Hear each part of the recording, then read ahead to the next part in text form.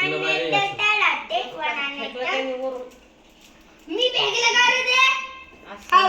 भैया मी फेकलं. फोटो नंतर काढू, फोटो नंतर.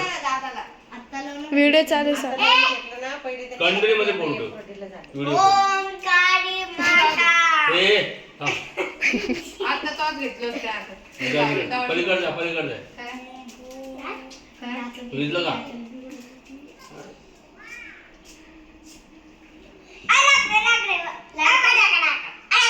काय घेतलं? त्याने घेतलं तर हे